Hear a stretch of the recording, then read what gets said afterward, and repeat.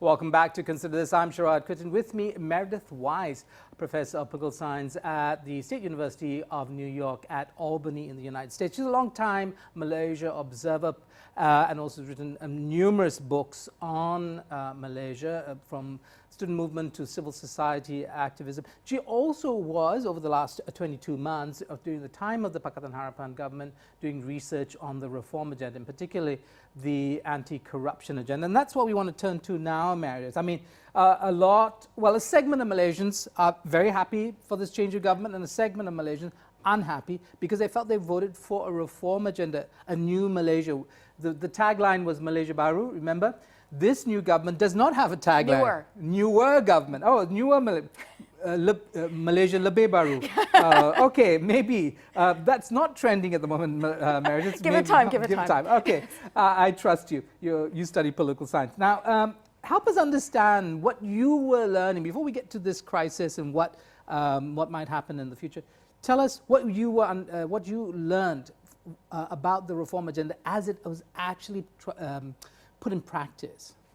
The reform agenda had multiple different parts, and there were different advocates or leaders for each of those parts. So anti-corruption, I think it was really the Prime Minister himself at the time, Mahathir himself, who was really taking the lead on pressing forward with an anti-corruption agenda. So remaking the institutional framework for dealing with corruption, not just the MACC, but also the GIACC, an anti-corruption plan, trying to decentralize through different agencies and so forth, efforts to curb bribery, to curb all sorts of petty corruption and so forth.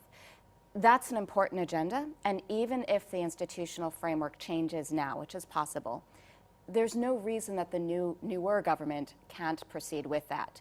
Part, but not all of that. The highest profile part of that anti-corruption drive was, of course, the cases against various UMNO leaders. It seems as though the new government is committed to pressing ahead with those trials that are now in progress. At the same time, I think there's some cause for concern about that, or rather, we've already heard expressed popular concerns about whether those cases will continue, and we've seen efforts to get those cases dismissed. It's not always helpful when you have that party in power that's trying to that's under investigation, that many of its leading members are under investigation. I want to ask you this. I mean, this seems to be a problem also for the Prime Minister because his credibility internationally, because many of the cases that are being prosecuted now are actually of an international one, yeah. 7 jurisdictions in some cases, and involving many people who have already been tried and sentenced. So failure to really succeed in this could actually be very damaging for the government, couldn't it? Yes.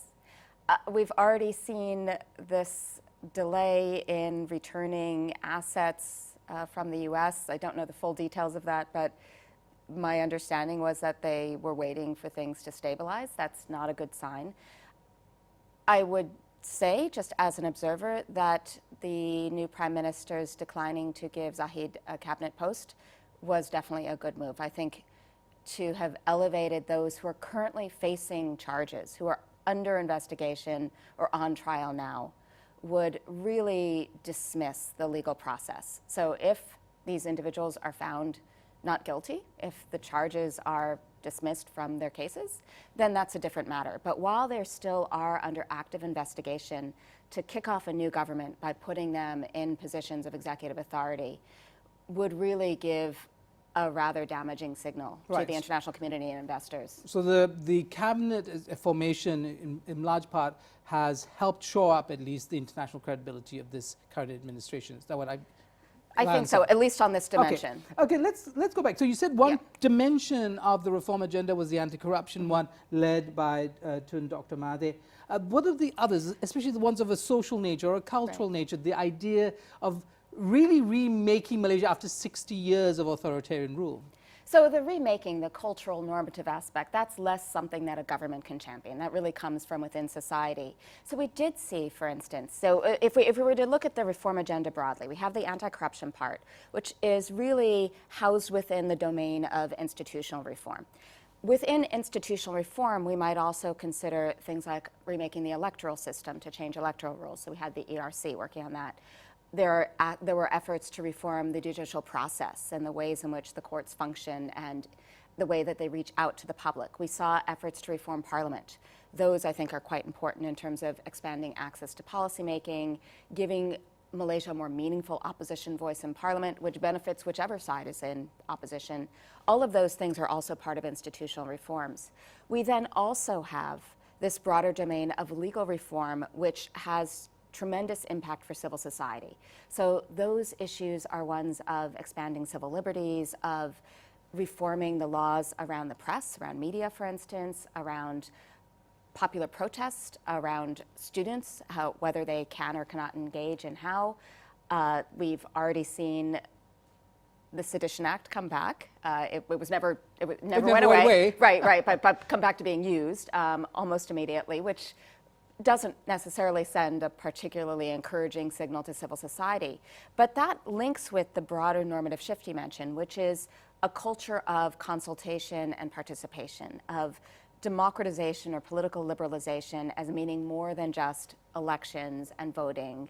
Okay, so your considered opinion, how much are we going to see continuity in terms of the reform agenda? How much could we possibly see reversal or de facto reversal in terms of stalling, like say the non-gazetting of that law that reduced voting age? Where are you putting your money on, Meredith, at this point in time? In terms there of are good reform reasons. I'm not a betting person. I'm terrible at prognostication. My guess, though, would be we'll see some continuity, in part because some of those in the new government, I think, really took that agenda seriously. Not all. That's the problem. The new government is an agglomeration of old and new. But some of the leading figures in Pakatan Harapan are now in Perikatan, and that may bode well for carrying some of those aspects of the agenda forward. The larger issue, though, to move beyond personalities and who might or might not press for what, some of those are simply good things to do. And it seems to me, again, as an observer and someone who's terrible at predictions, that some of those, even on the BN UMNO side, really recognized value in some of the changes that were underway. So things like establishing parliamentary select committees. Individuals like Khairi Jamaluddin, now back in the cabinet, seemed quite enthusiastic about those changes from the perspective of a member of the opposition. Now that everyone has had the experience of being in opposition, perhaps there'll be a greater recognition for the fact that parliamentary governance functions better with a functioning opposition, with ideally meaningful two chambers if there are two houses, so that the Senate, some of those reforms to the Senate, I hope will continue to try to give a more meaningful, less just perfunctory role to that body, but also really to change the nature of policymaking. So some of that may continue. In terms of the Undi 18, the change to the voting age, my understanding at the time was that probably the reason that law of all amendments was the one that has ever passed through a bipartisan vote was because everybody thinks they're the one who'll win. So if each party thinks that they might have the best chance of capturing that voter segment, it seems likely that that will be gazetted. More to the point, if that didn't, that would just represent such a tangible, concrete element of backsliding, guaranteed to anger a whole lot of young, energetic Malaysians. I just don't see that happening. But again, I'm terrible at predictions. Okay, you keep your crystal ball back home. We'll be right back. Stay tuned to Consider This.